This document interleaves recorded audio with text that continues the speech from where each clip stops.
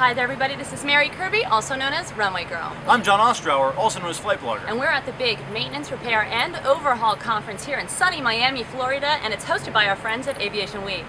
We've just actually wrapped up an incredibly busy week where we've seen the MRO business really rebounding after a couple of years that were really kind of on the rocks. The industry now is just shy of $50 billion a year in sales, really just growing all over the world, with Asia leading the way as growing faster than anywhere, but we really have seen the emergence of Latin American MROs really taking on a huge responsibility in servicing U.S. and aircraft and other aircraft from Latin America. Yeah, a lot of confidence from the Latin American folks. Excuse me, that's a bug. Excuse me. A lot of confidence from the Latin American folks, but also they're a little bit of concern about the price of fuel and how that might impact the industry, because even in a recession, the MRO players have actually been really cooking with gas. And now there's just a little bit of concern on the horizon, but still a lot of confidence.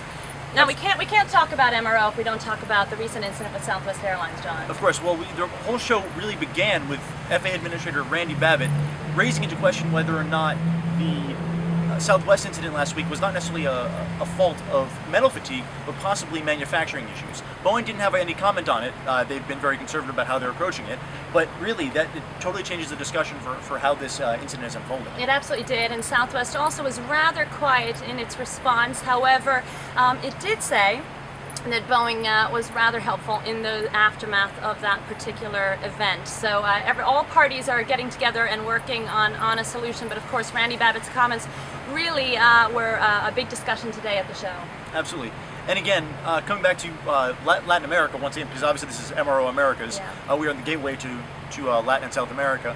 We had a long talk with Messier Bugatti today, who is preparing to have their brakes on the 787 enter service in October with Air India. The 787, of course, entering service possibly as early as July with All Nippon Airways was really the buzz at the show about everyone getting ready for the introduction of this brand new composite aircraft after really 3 years of waiting. And there's really a buzz in the industry that says, at last, this is finally happening.